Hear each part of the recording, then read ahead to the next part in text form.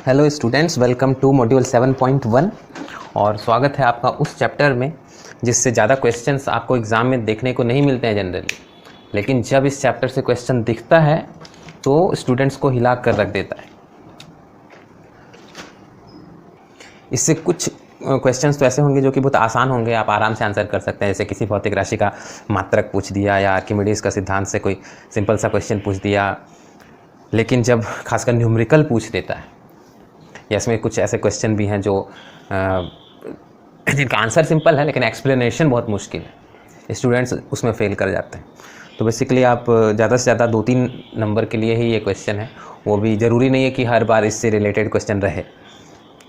और जब आप पॉलिटेक्निक के लिए प्रिपेयर कर रहे हैं तो मैक्सिमम आपको लाइट और इलेक्ट्रिसिटी, मैग्नेटिज्म, चुंबकत्व, कहने का मतलब कि चुंबकत्व, प्रकाश और विद्युत से ही ज़्यादातर क्वेश्चन पढ़ने हैं। लेकिन ये चैप्टर्स भी अगर आपको अच्छा रैंक लाना है तो उसके लिए इंपॉर्टेंट है। तो चलिए शुरू करते हैं। और ये भी बता दूं कि अगर आपको ऐसा लग रहा है कि ये क्लास नहीं है, यहाँ पे तो क्वेश्चन बताया जा रहा है, सो डोंट वरी, मैं क्वेश्चंस के थ्रू ही चैप्टर पढ़ा रहा हूँ।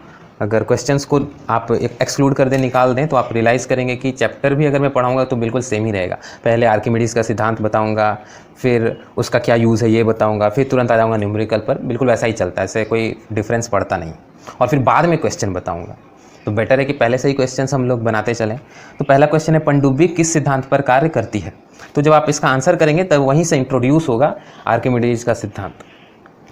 तो पनडुब्बी आर्किमिडीज के सिद्धांत पर कार्य करती है। पनडुब्बी, और ये इस तरह का भी क्वेश्चन हो सकता है कि लैक्टोमीटर के सिद्धांत पर कार्य करता है या फिर हाइड्रोमीटर के सिद्धांत पर कार्य करता है। लैक्टोमीटर आप जानते होंगे, दूध की शुद्धता मापने के लिए यूज़ होता है। और आई होप पनडुब्बी भी जानते होंगे। पनडुब्बी सबमरीन होता है, मतलब एक जहाज़ समझ लीजिए जो पानी के अंदर चलता है। तो पनडुब्बी को जब अंदर से, सबमरीन को ऐसा मैकेनिज़्म होता है कि अंदर से आप खाली कर दें, एक चैम्बर है उसको खाली कर देंगे तो वो ऊपर आ जाएगा। फिर ऊपर सतह पे आके जो उस पर सामान लोड करना है, सोल्जर को लाना है, जो भी करना है कर दिए, वापस से इसके अंदर पानी भर जाएगा और फिर ये डूब के अंदर चला जाएगा, पानी के अंदर चला जाएगा। किस सिद्धांत पे ये कार्य करता है? आर्किमिडीज के सिद्धांत पर। लेकिन आर्किमिडीज का सिद्धांत है क्या? देखिए, आर्किमिडीज का सिद्धांत जो है, इसका स्टेटमेंट बहुत लंबा चौड़ा है सुनने में आप कंफ्यूज जाएंगे, मगर ध्यान से सुनिएगा कि जब किसी ठोस को, किसी वस्तु को किसी तरल में अंशतः या पूर्णतः डुबाया जाता है तो उसके भार में एक कमी आती है।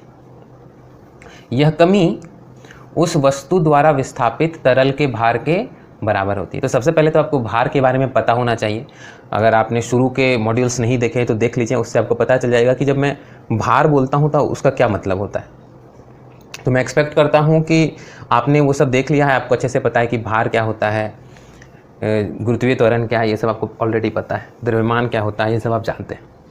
तो अब इसका मीनिंग मैं एनालाइज कर दूँ। देखिए, एक वस्तु है जिसको किसी तरल में डुबोते हैं, आधा डुबोएं या पूरा डुबोएं, एक तरल में डुबोते हैं। तरल मतलब होता है फ्लूइड, फ्लूइड कहने का मतलब गैस या फिर द्रव, लिक्विड या फिर गैस। जब आप डुबाते हैं तो आपने एक्सपीरियंस किया होगा कि आप जैसे बाल्टी में पानी है, उसमें कोई जग वगैरह डुबोते हैं तो ऐसा लगता है कि ऊपर आ जाएगा, या अपना हाथ भी अंदर डुबोएंगे तो आपको हाथ अपना हल्का महसूस होगा, ऐसा लगेगा कि ऊपर की तरफ धक्का लग रहा है ना। तो उससे आपके वेट में कमी आती है। कैसे कि वेट मतलब, भार मतलब क्या है? भार मतलब है आप कोई किसी वस्तु को पकड़ के रखें, देखिए ऐसे, तो उसको पृथ्वी अपनी तरफ खींचती है, पृथ्वी उस पर बल लगाती है। पृथ्वी उस पर जितना बल लगाती है वो होता है mg, यानी mg ही उस वस्तु का भार है। अब ऐसा हो कि उसमें नीचे से भी कोई बल लगाने लगे ऊपर की तरफ, तो अगर एक बल नीचे की तरफ कार्य कर रहा है और ऊपर से भी कोई, ऊपर की तरफ भी कोई बल लगाने लगे तो नीचे वाला बल क्या हो जाएगा? थोड़ा सा कम पड़ जाएगा, है कि नहीं? तो आपको कम भारी लगने लगेगा।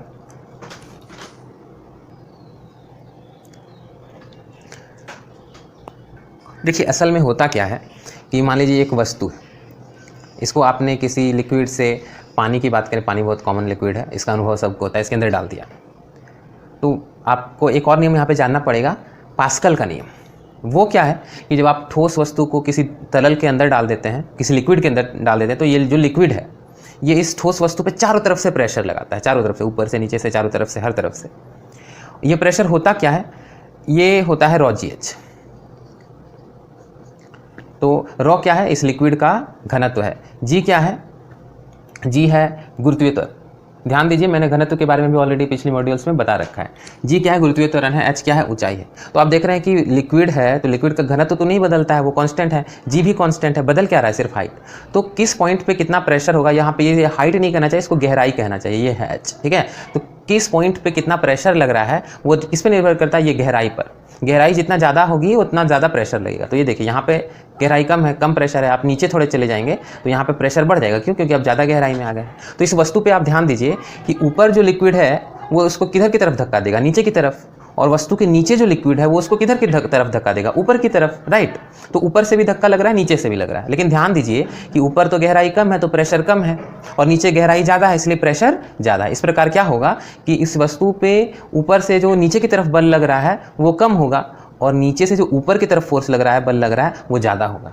तो एज अ रिजल्ट क्या होगा, वस्तु ऊपर जाएगी या नीचे, ऊपर से लगने वाला बल कम है, नीचे से लगने वाला बल ज़्यादा है। तो एज अ रिजल्ट वस्तु पे एक ऊपर की तरफ बल लगता है, जिसको कि बोलते हैं उत्प्लावन बल।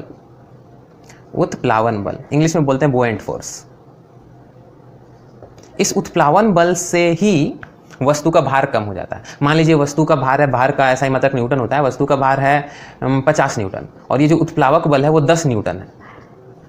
तो ये उत्प्लावक बल क्या कर देगा, वस्तु के भार को 10 न्यूटन से कम कर देगा। यानी वस्तु का भार एक्चुअली 50 न्यूटन है, लेकिन ऊपर से जो व्यक्ति इसको पकड़ के रखा है उसको लगेगा कि वो 40 न्यूटन का लोड लिए हुए है, क्योंकि 10 न्यूटन का उत्प्लावक बल है जो उसके भार को कम कर दे रहा है। तो यहाँ पे आर्किमिडीज का सिद्धांत का क्या इंपॉर्टेंस है। आर्किमिडीज का सिद्धांत ये बताता है कि वस्तु का भार कितना कम होगा, वस्तु का जो भार है वो या फिर उस पर लगने वाला उत्प्लावक बल किस पर निर्भर करता है। तो जैसा कि स्टेटमेंट कहता है, स्टेटमेंट आप देख सकते हैं, इसको समझना जरूरी। देखिए ये वस्तु है, आप एक पानी से भरे ग्लास में, आपने कौवे वाली कहानी पढ़ी होगी जिसमें घड़ा था, घड़े में पानी बहुत कम था, तो कौवे ने क्या किया कि कंकड़ पत्थर डालते गया और पानी ऊपर आते गया, है कि नहीं। तो आपको पता है कि किसी मान लीजिए ग्लास में पानी भरा हुआ है, आप उसमें कोई वस्तु डालेंगे तो उससे क्या होगा, पानी थोड़ा सा ऊपर उठ जाएगा, है कि नहीं। इसी को बोलते हैं कि तरल का विस्थापित होना, ऊपर उठना मतलब विस्थापित होना। तो किसी भी वस्तु को जब किसी तरल में डालेंगे तो क्या होगा, तरल थोड़ा सा ऊपर आएगा, थोड़ा सा तरल विस्थापित होगा। तो जितना तरल विस्थापित होगा उस तरल का जो भार है उतना ही इस वस्तु के भार में कमी आएगी। मान लीजिए इस वस्तु का द्रव्यमान है 10 kg, तो यहाँ पे g को 10 ले लीजिए। तो अगर भार 10 kg है तो द्रव्यमान mg होता है, m × g, तो इसका भार हो जाएगा m10 और g भी 10, तो 10 × 10 100 न्यूटन, राइट। ओके, ये 100 न्यूटन इसका भार हो गया। अब इसको जब पानी के अंदर डाले तो ये कितना पानी विस्थापित किया, मान लीजिए कि 5 kg पानी विस्थापित किया। तो 5 kg पानी का भार कितना होगा, m 5 है, g 10 है, तो कितना हो गया 50 न्यूटन। तो वस्तु का भार 100 न्यूटन, विस्थापित पानी का भार 50 न्यूटन। तो ये जो 50 न्यूटन विस्थापित पानी का भार है उतना ही वस्तु के भार में कमी आ जाएगी। यानी वस्तु का जो आभासी भार है वो हो जाएगा वास्तविक भार 100 न्यूटन माइनस विस्थापित पानी का भार यानी 50 न्यूटन। तो अभी से ही ध्यान दीजिए कि ये जो भार में कमी है किसके वजह से आ रही है, उत्प्लावन बल की वजह से आ रही है। तो ये उत्प्लावन बल ही 50 न्यूटन है। जो उत्प्लावन बल लगता है ना ऊपर की तरफ वस्तु पर प्रेशर में डिफरेंस की वजह से, वो 50 न्यूटन है, जिसकी वजह से वस्तु का भार 50 न्यूटन कम हो जाएगा। समझ गए। दूसरी चीज़ क्या है कि देखिए द्रव्यमान असल में नहीं बदलता, भार बदलता है, द्रव्यमान नहीं बदलता है। लेकिन हम लोग जो इंसान हैं वो द्रव्यमान का अनुभव, वस्तु में द्रव्यमान है उसका अनुभव हम लोग भार के मदद से ही करते हैं। और साइंटिफिकली सेइंग कि अगर आप किसी प्लैनेट स्पेस में चले गए हैं जहाँ पर कि ग्रेविटी नहीं है, कोई प्लैनेट नहीं है, गुरुत्वाकर्षण नहीं है, तो आप अपने घर को भी हाथ से उठा सकते हैं, बिल्कुल भारी नहीं लगेगा। द्रव्यमान का कोई अनुभव आप नहीं करेंगे, घर भी उठा सकते हैं, पहाड़ भी उठा सकते हैं आप, अगर गुरुत्वाकर्षण ना हो तो। अगर वस्तु है जिसका भार 10 kg है, द्रव्यमान 10 kg है, भार 100 न्यूटन है, वो पानी में चला जाता है तो उसका भार कितना हो गया 50 न्यूटन। तो भार कम होने की वजह से जब आप उसको पकड़ेंगे ना तो आपको ऐसा लगेगा कि वो 10 kg का नहीं है, 5 ही kg का है, राइट, 5 ही kg का लगेगा। तो यहाँ पर क्या है कि इसको आप आभासी द्रव्यमान भी बोल सकते हैं कि आभासी द्रव्यमान इसका कितना हो गया 5 kg, वास्तविक द्रव्यमान कितना है 10 kg। क्वेश्चन 1 में जो ऑप्शन डी है बर्नौली का सिद्धांत, याद रखिएगा कि एरोप्लेन जो उड़ता है वो बर्नौली के सिद्धांत पर कार्य करता है। वायुयान यानी हवाई जहाज बर्नौली के सिद्धांत पर कार्य करता है। और अभी जो मैंने आपको समझाया उससे क्वेश्चन नंबर 2 सॉल्व हो जाएगा। क्या है क्वेश्चन नंबर 2 कि 100 न्यूटन भार की एक गेंद पानी में डूबने पर 2 kg जल विस्थापित करती है, तो पानी के अंदर गेंद का भार क्या होगा। देखिए ध्यान दीजिएगा कि गेंद का जो द्रव्यमान नहीं दिया गया है, भार दिया गया है जो कि है 100 न्यूटन। तो भार दिया हुआ है वस्तु का 100 न्यूटन। कितना पानी विस्थापित करता है? पानी विस्थापित करता है 2 kg। तो ध्यान दीजिए ये 2 kg द्रव्यमान है, आपको द्रव्यमान नहीं चाहिए, आपको भार चाहिए। तो इस 2 kg पानी का भार कितना होगा? mg। इसको 10 से मल्टीप्लाई कर दीजिए, और क्वेश्चन में दिया हुआ भी है कि g को आपको 10 लेना है, या आपके पास ऑप्शन होता है 9.8 लेने का, लेकिन ऑप्शन देखते हुए डिसाइड करना पड़ता है कि 9.8 लेना है या 10 लेना है, या किसी क्वेश्चन में दिया हुआ भी रहता है कि क्या लेना है, 9.8 लेना है या 10 लेना है। यहाँ दिया हुआ है कि 10 लेना है। तो g को 10 लेके आप भार निकाल लीजिए, भार इक्वल्स टू हो जाता है mg, यानी कि 2 × 10 20। विस्थापित जल का भार है 20 न्यूटन। तो जितना विस्थापित जल का भार होगा उतना से ही इसका भार कम हो जाएगा। तो पूछा क्या है? पानी के अंदर गेंद का भार कितना होगा? पानी के अंदर जो गेंद का भार होगा उसको ही हम लोग बोलेंगे आभासी भार, राइट। तो आभासी भार इज इक्वल टू होता है वास्तविक भार। अब जो भी आप नोट करना चाहते हैं वीडियो को पॉज करके नोट कर लीजिए। जैसे यहाँ पे एक फॉर्मूला हो गया कि वस्तु का आभासी भार इज इक्वल टू वास्तविक भार माइनस विस्थापित तरल का भार। विस्थापित तरल का भार, तो वास्तविक भार तो 100 न्यूटन है, और अभी विस्थापित तरल का भार हम लोग कितना निकाले थे? 10 न्यूटन। कितना हो जाएगा? 10 नहीं, सॉरी 20 न्यूटन। कितना हो जाएगा? 80 न्यूटन। तो इस वस्तु का आभासी भार यानी पानी के अंदर जो उसका भार हो जाएगा वो हो जाएगा 80 न्यूटन, जो कि है option B. Okay, question number 3 है 2 मीटर क्यूब जल का भार 2000 kg हो तो जल का घनत्व ज्ञात करें। यहाँ पे आ गया घनत्व का कॉन्सेप्ट। मैंने शुरू में ही बता रखा है कि घनत्व क्या होता है, फिर भी मैं आपको याद दिला दूँ।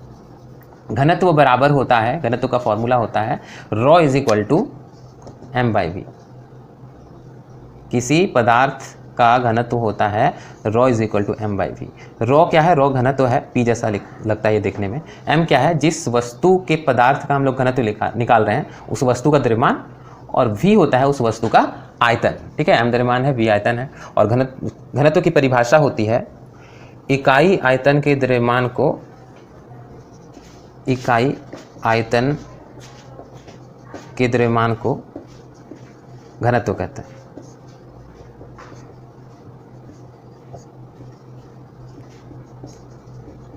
इकाई आयतन मतलब इकाई आयतन डिपेंड करता है कि आप कौन से सिस्टम में काम कर रहे हैं। एसआई सिस्टम में काम कर रहे हैं तो इकाई आयतन मतलब 1 मीटर क्यूब। ठीक है, सीजीएस में काम कर रहे हैं तो इकाई आयतन मतलब 1 सेंटीमीटर क्यूब। या आप किसी और सिस्टम में काम करना चाहेंगे तो आप आयतन को लीटर में भी ले सकते हैं। तो ये सिस्टम पे डिपेंड करता है। ठीक है, घनत्व कैसा ही मात्रक होता है kg प्रति मीटर क्यूब, और फॉर्मूला होता है घनत्व इज इक्वल टू द्रव्यमान बटा आयतन।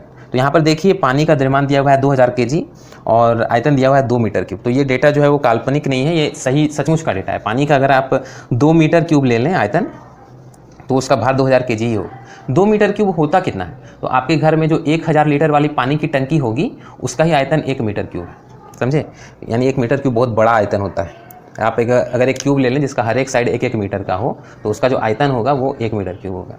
तो घनत्व बराबर द्रव्यमान बटा आयतन। द्रव्यमान है 2000 kg और आयतन है 2 मीटर क्यूब। कट के कितना आया? 1000 kg प्रति मीटर क्यूब। 1000 kg प्रति मीटर क्यूब क्या हो गया? जल का घनत्व हो गया। और यहाँ पे आप बहुत ज़रूरी हो जाता है कि आप इसको यूनिट को चेंज करना भी सीख जाएं। फॉर एग्जांपल आपको kg प्रति मीटर क्यूब को चेंज करना है किस में? चेंज कीजिए ग्राम प्रति सेंटीमीटर क्यूब में। कैसे करेंगे आप? सबसे पहले तो kg को ग्राम में चेंज करने के लिए 1000 से गुना करेंगे, और मीटर को सेंटीमीटर में बदलने के लिए 100 से गुना करेंगे। लेकिन मीटर को सेंटीमीटर से चेंज करने के लिए मीटर को सेंटीमीटर में चेंज करने के लिए 100 से गुना कर दिए, लेकिन ध्यान दीजिए कि मीटर का पावर -3 है तो वो भी आपको डालना पड़ेगा। तो एज ए रिज़ल्ट क्या हो जाएगा? आंसर 1000, और ये पावर माइनस में है, साइन चेंज कीजिएगा तो ये नीचे चला जाएगा 100 का पावर 3, यानी 100 × 100 × 100। 3 0 कैंसिल हो गया तो आया 1/1000 ग्राम प्रति सेंटीमीटर क्यूब। यानी कि आपको kg प्रति मीटर क्यूब को ग्राम प्रति सेंटीमीटर क्यूब में बदलना है तो आपको 1/1000 से गुना करना पड़ेगा। तो पानी का घनत्व कितना है? 1000 kg प्रति मीटर क्यूब। इसको आप ग्राम प्रति सेंटीमीटर क्यूब में कैसे बदलेंगे? 1000 है ना, तो कितने से भाग देना है? 1000 से। 1000 को 1000 से भाग दे दिया, निकल गया कितना? ग्राम प्रति सेंटीमीटर क्यूब। आंसर कितना आया? 1। यानी जल का घनत्व सीजीएस में होता है 1 ग्राम प्रति सेंटीमीटर क्यूब। ये एक हो गया कि हम लोगों ने केजी प्रति मीटर क्यूब को ग्राम प्रति सेंटीमीटर क्यूब में बदल लिया। दूसरा क्या है कि केजी प्रति मीटर क्यूब को आप केजी प्रति लीटर में भी बदल सकते हैं। वो कैसे बदलेंगे? देखिए वेरी सिंपल, केजी प्रति मीटर क्यूब, उसको केजी को तो आपको बदलना नहीं है,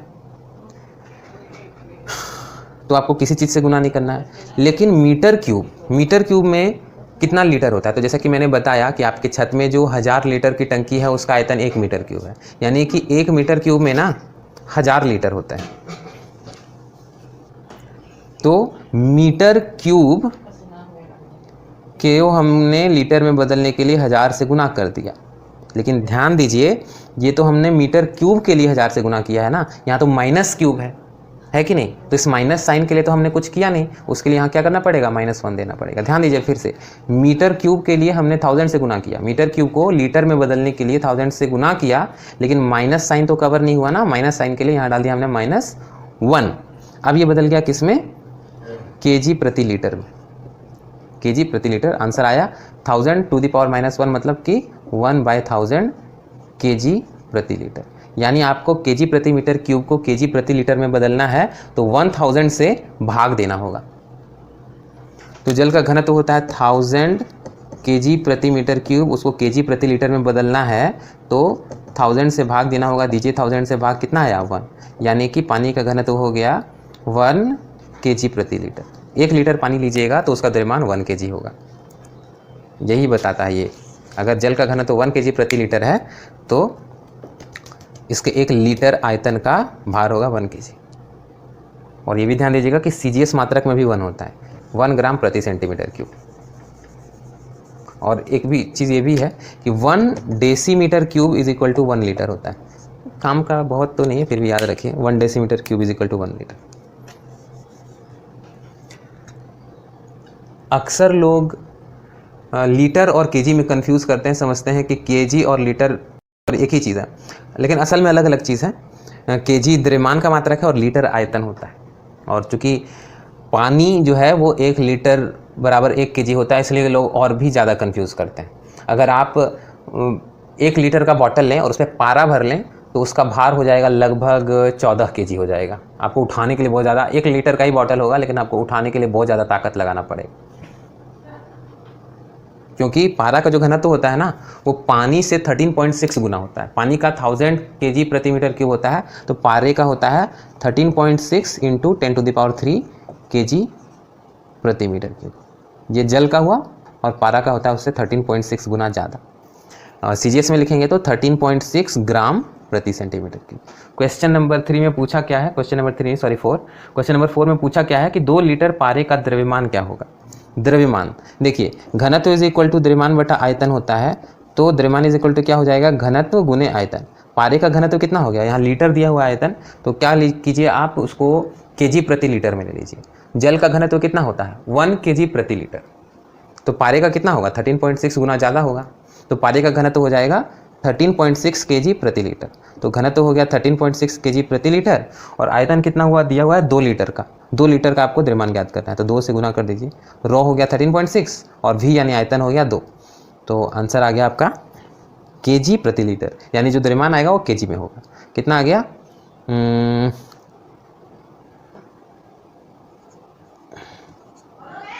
27.2 केजी, यानी कि ऑप्शन सी सही है। तो सोच लीजिए, 2 लीटर का जो कोल्ड ड्रिंक वाला बॉटल होता है ना, उसमें अगर आप पारे से भर देंगे तो उसका वेट हो जाएगा 27.2 केजी, लगभग 30 केजी हो जाएगा। उसको उठाना भी मुश्किल हो जाएगा। और जबकि उसी बॉटल में पानी या कोल्ड ड्रिंक भरा होता है तो आप बहुत आसानी से उठा लेता है। क्वेश्चन नंबर 5 है, किसी पिंड जिसका आयतन 2 लीटर है पूर्णतः जल में डुबाया जाता है का द्रव्यमान 3 केजी है, जल में इसका आभासी द्रव्यमान क्या होगा? देखिए वेरी सिंपल, ऐसे देखिए, भार बराबर होता है द्रव्यमान और गुना जी, तो द्रव्यमान बराबर हो जाता है भार बटा जी। तो अगर आपसे कोई पूछे कि आभासी द्रव्यमान कितना होगा, आभासी द्रव्यमान होगा आभासी भार बटा जी। तो जब जैसे कि मैंने बताया कि वस्तु का आभासी भार कितना होता है, तो आभासी भार होता है वास्तविक भार mg और माइनस कितने से कम होता है, तो जितना लिक्विड विस्थापित हुआ उसके भार के बराबर होता है। तो मान लीजिए कि ml द्रव्यमान का लिक्विड विस्थापित हो जाता है, ml द्रव्यमान का लिक्विड विस्थापित हो जाता है, तो उसका भार कितना होगा ml × g। अगर नंबर्स में बताऊं तो मान लीजिए कि 2 kg जल विस्थापित हो जाता है, तो 2 kg जल का भार कितना होगा, 2 × g को 10 ले लीजिए तो 20 है कि नहीं। तो ml × g उतना ही भार कम हो जाएगा, जैसा कि मैंने एग्जाम्पल 2 में बताया था। अगर आपको समझने में प्रॉब्लम हो रही तो वापस से एग्जाम्पल 2 देखिए। ओके, तो ये क्या हो गया, वस्तु का वास्तविक भार mg माइनस उसके भार में कमी, जो कि किसके बराबर है, विस्थापित तरल के भार के बराबर है। माइनस कर देने के बाद ये जो आया वो क्या है, आभासी भार। आभासी भार बराबर वास्तविक भार माइनस भार में कमी, यानी कि विस्थापित तरल का द्रव्यमान। इसको जब आप g से भाग दे देंगे तो उससे निकल जाएगा आभासी द्रव्यमान। ये जो ऊपर है वो है आभासी भार, और जब उसको g से भाग दे देते हैं तो निकल जाता है आभासी द्रव्यमान। तो देख लीजिए क्या होगा, g कैंसिल हो जाएगा और आंसर आ जाएगा फाइनली वस्तु का भार माइनस वस्तु का द्रव्यमान माइनस विस्थापित तरल का द्रव्यमान, यानी कि आभासी द्रव्यमान इज इक्वल टू वस्तु का ओरिजिनल द्रव्यमान माइनस विस्थापित तरल का द्रव्यमान। तो इस हिसाब से वस्तु का जो एक्चुअल द्रव्यमान है वो है 3 kg, और जल कितना विस्थापित हो रहा है, तो देखिए वस्तु का आयतन है 2 लीटर, वस्तु का आयतन 2 लीटर है, और जब उसको पानी में पूरा का पूरा डुबो दे रहे हैं तो कितना पानी विस्थापित करेगा, उसका खुद का आयतन जितना है उतना ही करेगा। देखिए ये 2 लीटर की बॉल है और इसको पूरा पूरा पानी में डुबो दें तो कितना पानी ये विस्थापित करेगा, ऑफ कोर्स जितना इसका खुद का आयतन है उतना, यानी कि 2 लीटर। तो कितना पानी विस्थापित हो रहा है, 2 लीटर, और 2 लीटर पानी का द्रव्यमान कितना होगा, 2 kg होगा, क्योंकि पानी है। तो वस्तु का वास्तविक द्रव्यमान 3 kg और माइनस विस्थापित पानी का द्रव्यमान जो कि है 2 kg, यही हो जाएगा उस वस्तु का आभासी द्रव्यमान, यानी कि पानी के अंदर वो आपको कैसा लगेगा, 1 kg का लगेगा। यानी एक ऐसा बॉल है जिसका आयतन है 2 लीटर और उसका द्रव्यमान है 3 kg, तो आप उसको पूरा पानी के अंदर डाल देंगे तो ऐसा लगेगा कि आपने 3 kg का बॉल हाथ में, 1 kg का बॉल हाथ में उठा कर रखा है। 3 kg का बॉल पानी के अंदर आपको 1 kg का लगेगा अगर उसका आयतन 2 लीटर है तो। क्वेश्चन नंबर 6 क्या है कि पारे का घनत्व 13.6 × 10⁻³ kg प्रति मीटर क्यूब हो तो उसका आपेक्षिक घनत्व क्या होगा। तो अब आ गया एक नया चीज़, आपेक्षिक घनत्व। तो मान लीजिए अगर लाइव क्लास भी हो रहा होता तो वो भी मैं इस तरह से पढ़ाता, पहले घनत्व उसके बाद फिर आपेक्षिक घनत्व। तो now it's time to study आपेक्षिक घनत्व, जिसको बोलते हैं रिलेटिव डेंसिटी।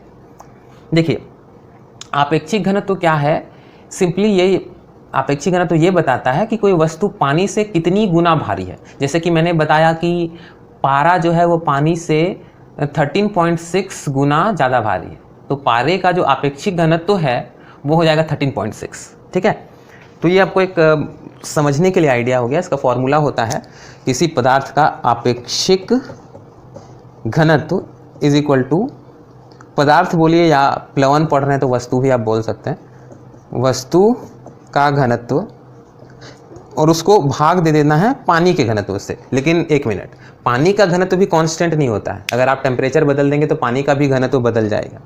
ठीक है, तो आपको कंपैरिजन के लिए एक रेफरेंस लेना है, तो क्या करेंगे, एक फिक्स टेम्परेचर पे ले लेंगे। कौन सा टेम्परेचर लेंगे, तो पानी का जो घनत्व है वो सबसे ज़्यादा 4 डिग्री सेल्सियस पे होता है।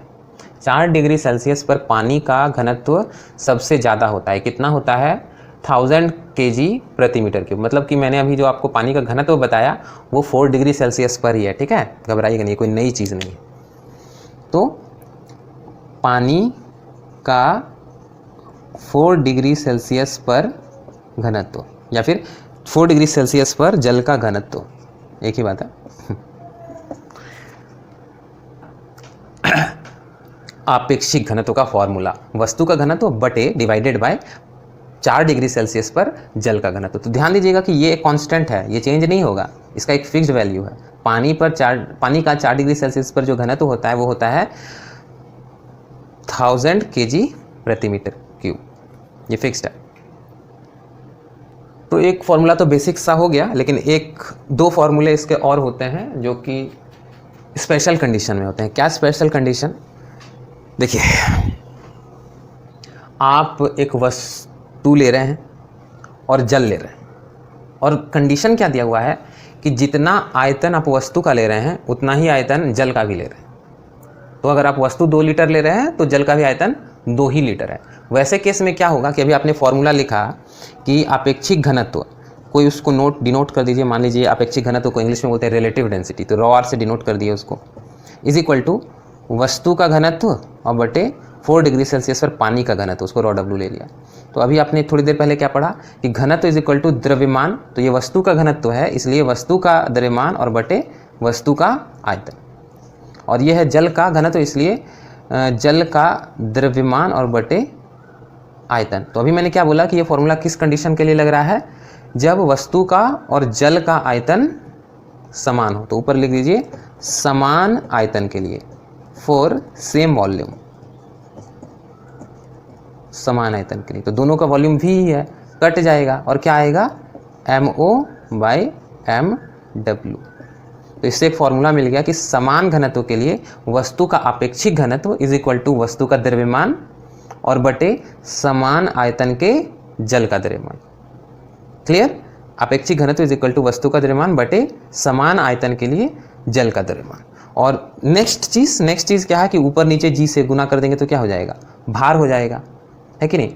वस्तु के द्रव्यमान को जी से गुना कर देंगे तो वस्तु का भार हो जाएगा, और जो समान आयतन में आपने जल लिया है उसको जी से गुना कर देंगे तो उस आयतन के जल का भार हो जाएगा। तो इस तरह से आप क्या लिख सकते हैं कि समान आयतन के लिए अपेक्षिक घनत्व इज इक्वल टू, याद रखिएगा कि ये समान आयतन के लिए वस्तु का भार WO बटे जल का भार WW।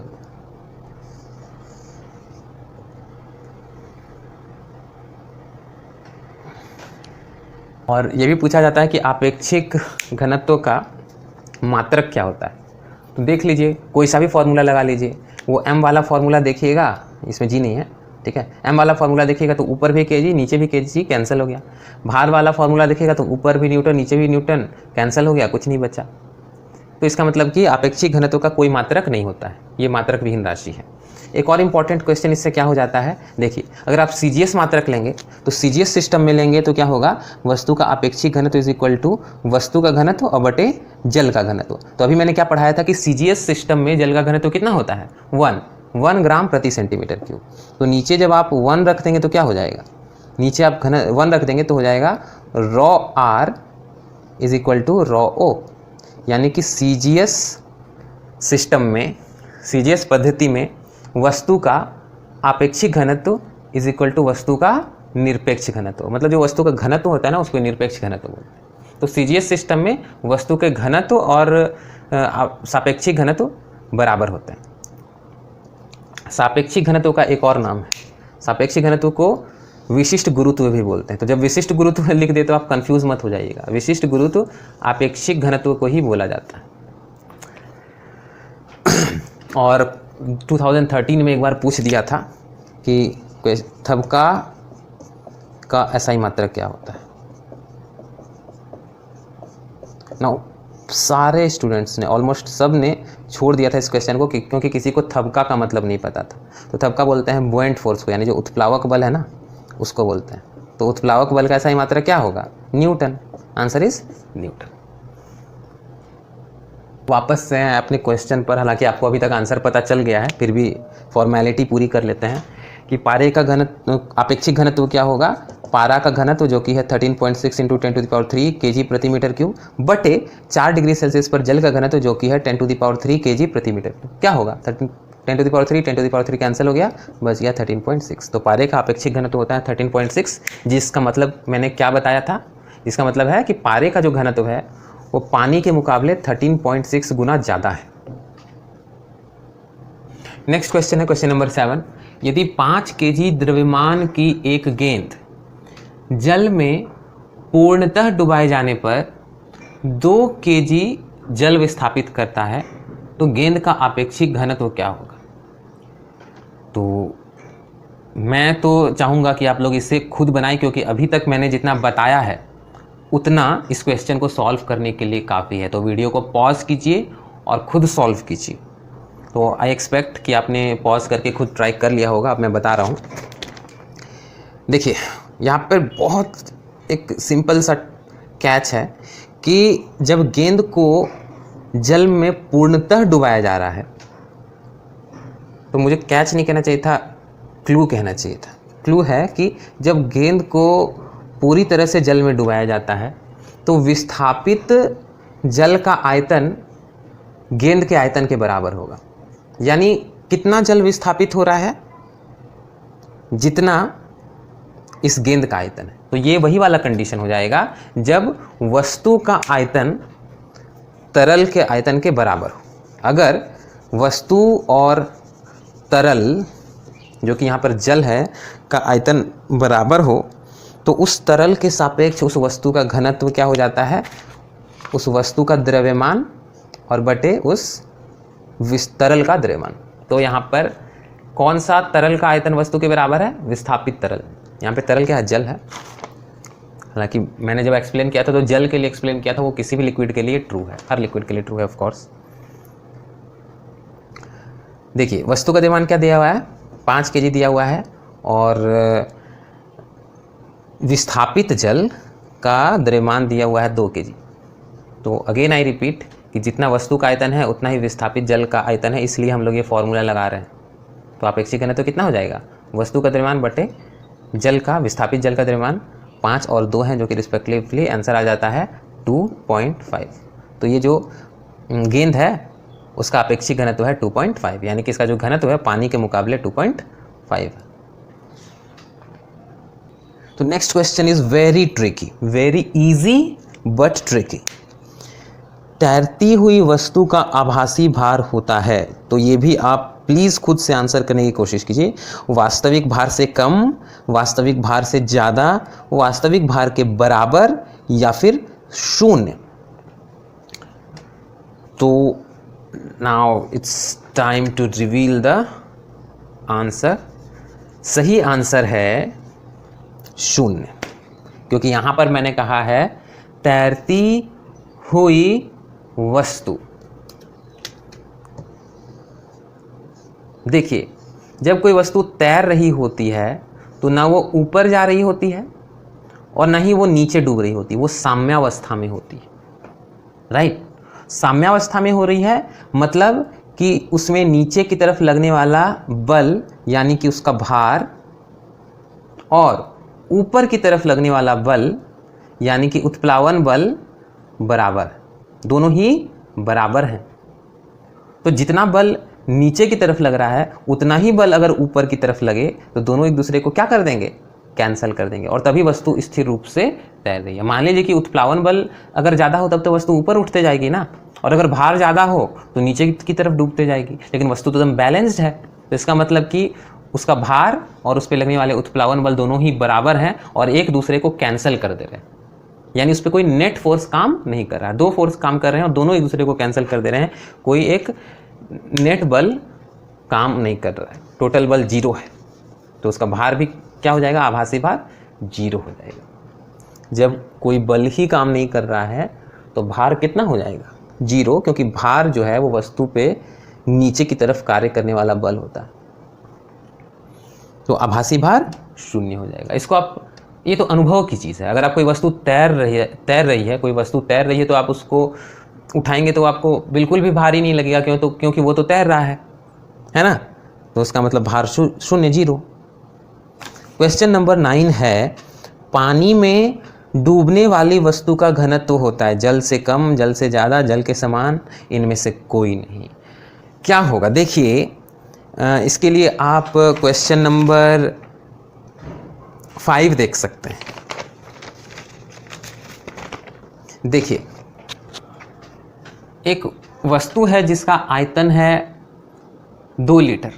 जब उसको पानी में डुबोते हैं तो क्या होता है? उसका आभासी द्रव्यमान होता है 1 kg। आभासी भार का बात कीजिएगा तो वो कितना होगा? 10 kg। देखिए वस्तु है, उसको पानी में पूरा डुबा दिए, फिर भी इसका आभासी द्रव्यमान 2 kg है और आभासी भार की बात करें तो 20 न्यूटन। तो पानी में डूबने के बाद भी इसमें जब 20 न्यूटन का भार है, 20 न्यूटन का बल नीचे की तरफ लग रहा है, तो ये बॉल क्या होगा? नीचे की तरफ डूबता जाएगा ना। अगर आप इसको पकड़ के डुबाएं और हाथ से छोड़ देंगे तो ये नीचे डूब जाएगी, गेंद नीचे डूब जाएगी। मैं आपको एकदम एक क्लियर एग्जांपल दे देता हूँ। एक वस्तु है, जिसका आयतन है लेट्स से 2 लीटर और इसका घनत्व है 0.8 kg प्रति लीटर, यानी जल से भी कम। अब क्या किया जाता है कि इसको लेकर के पानी के अंदर डुबो दिया जाता है पूरा का पूरा। अब देखिए इसका आभासी भार कितना होता है। इसका आभासी भार है, इसका वास्तविक भार कितना होगा, तो 2 लीटर आयतन है और घनत्व 0.8 kg प्रति लीटर है। तो द्रव्यमान निकालिए। सबसे पहले द्रव्यमान होता है घनत्व गुने आयतन। घनत्व कितना है 0.8, आयतन कितना है 2 लीटर, तो आ गया आपका कितना 1.6 kg। 1.6 kg द्रव्यमान है, तो आभासी, एक मिनट, वास्तविक भार कितना होगा, द्रव्यमान और गुने जी। द्रव्यमान 1.6 kg अभी हमने निकाला और जी कितना है 10 मान लीजिए, तो 16 न्यूटन, राइट। और कितना जल विस्थापित कर रहा है, इसका खुद का आयतन 2 लीटर है और पूरा डुबो देते हैं तो ये पानी भी 2 लीटर विस्थापित करेगा। जितना खुद का आयतन है उतना ही पानी विस्थापित करेगा ना, जितना खुद ये जगह घेर रहा है, जितना इसका आयतन है उतना ही पानी विस्थापित करेगा अगर पूरा इसको पानी के अंदर डाल दे तो 2 लीटर पानी का द्रव्यमान 2 kg होता है, आपको बहुत बार बता चुका हूँ। तो कितना पानी विस्थापित हुआ, 2 kg पानी। तो विस्थापित पानी का भार कितना हो गया 2 kg द्रव्यमान और इंटू जी कितना है 10 यानी 20 न्यूटन। तो इसका एक्चुअल भार है 60 न्यूटन और विस्थापित जल का भार है 20 न्यूटन। अब क्या करना है, अब निकालिए इसका आभासी भार। क्या होगा आभासी भार, वास्तविक भार 16 न्यूटन माइनस विस्थापित जल का भार 20 न्यूटन, जो कि आंसर आ रहा है -4 न्यूटन। तो ये क्या, इसका भार क्या हो गया, नेगेटिव हो गया। नेगेटिव भार मतलब देखिए, भार जब पॉजिटिव होता है तो नीचे की तरफ होता है, नेगेटिव भार मतलब ऊपर की तरफ। तो क्या होगा कि जब आप इस 2 लीटर की बॉल को, जिसका कि घनत्व तो जल से भी कम है 0.8 kg प्रति लीटर है, ज़बरदस्ती पानी के अंदर डाल देंगे तो क्या हो जाएगा, जैसे ही आप हाथ हटाएंगे ये वापस से ऊपर आ जाएगा, क्योंकि जब इसको आप पानी पे ऊपर अंदर डाल दिए पूरा तो इसका भार नेगेटिव हो गया, इस पर ऊपर की तरफ एक बल कार्य कर रहा है, ऊपर आ जाएगा। तो कोई भी वस्तु जिसका घनत्व जल से कम है ना, उसको आप पानी के अंदर डालेंगे तो वो ऊपर आ जाएगा और ऊपर आकर तैरने लगेगा।